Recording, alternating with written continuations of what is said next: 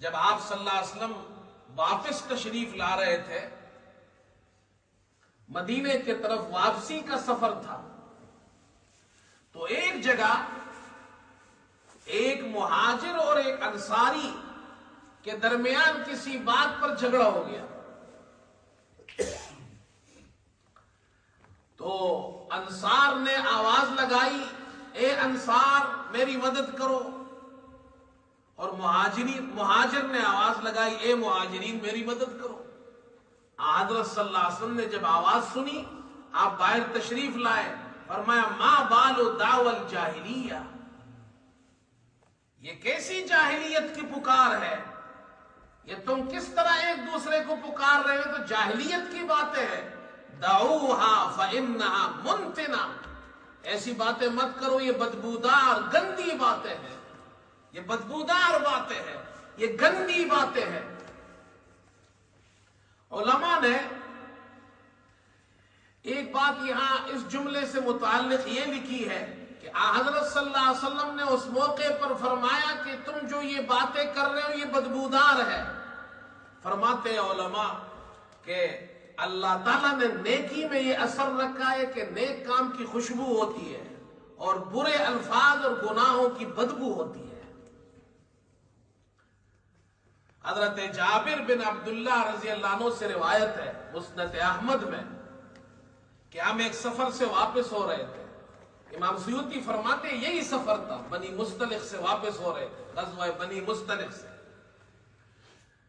فرماتے ہیں راستے میں ہم تھے تو ایک بدبو اٹھی، سخت قسم کی بدبو، ایسی بدبو اس سے پہلے کسی نے نہ دیکھی تھی نہ سنی تھی، سخت بدبو۔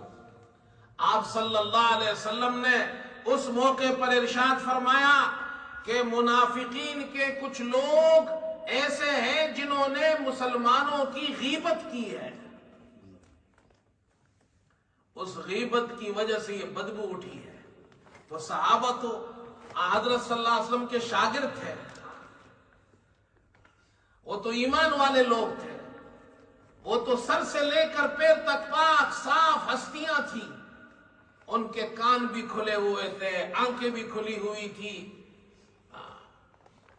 اللہ تعالیٰ نے ان کو یہ خوشبو، یہ جو بدبو تھی گناہ کی، یہ بدبو اللہ تعالیٰ نے ان کو سونگائی، انہوں نے سونگ لی کہ گناہ کی بدبو ہوتی ہے۔ اس لیے علماء نے لکھا ہے نیکیوں کی خوشبو ہوتی ہے، گناہوں کی بدبو ہوتی ہے۔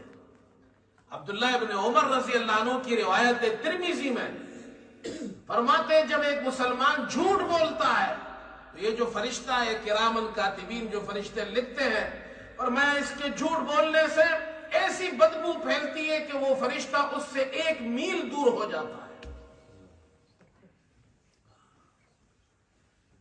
نیکی کی خوشبو ہوتی ہے بھائی۔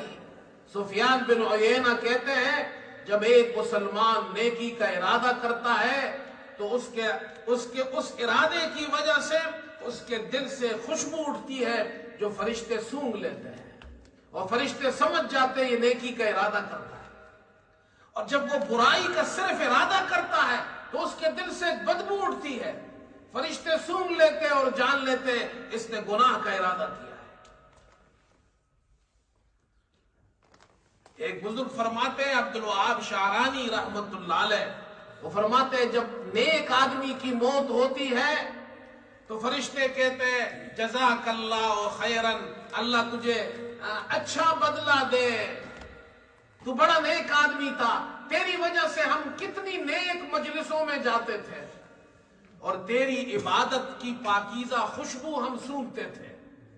اور جب کوئی گناہگار مر جاتا ہے تو فرشتے کہتے ہیں، وہی فرشتے کہتے ہیں اللہ تجھے خیر کا بدلہ نہ دے، تیرے ساتھ خیر کا معاملہ نہ ہو، تیری وجہ سے ہم بری مجلسوں میں جاتے تھے۔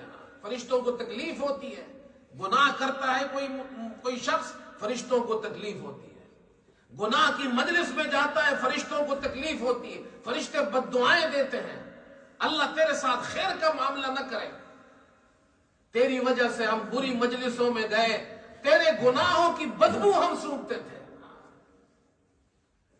اسی لیے تو حدیث میں آیا ہے لہسن کھا کر مسجد نہ آؤ، حالانکہ لہسن کوئی حرام چیز نہیں ہے، لہسن کوئی حرام نہیں ہے، حلال غذا ہے، لیکن چونکہ اس میں ایک بدبو ہوتی ہے اور فرشتوں کو اس سے تکلیف ہوتی ہے، حضرت صلی اللہ علیہ وسلم نے اس سے منع فرمایا۔ جب فرشتوں کو لہسن سے تکلیف ہوتی ہے تو بتاؤ گناہوں کی بدبو سے کتنی تکلیف ہوگی ان کو۔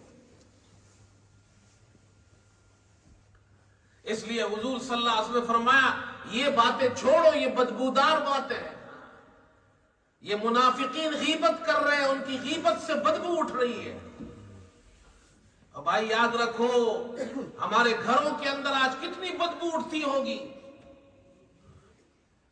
یہ عورتیں لگی ہوئی ہے غیبت کر رہے ہیں، عورتیں تو بیچاری ویسی بدنام ہیں، اب تو مرد بھی غیبت کرتے ہیں، مرد بھی غیبت کر رہے ہیں، عورتیں بھی غیبت کر رہے ہیں، گھروں میں غیبت ہو رہی ہے۔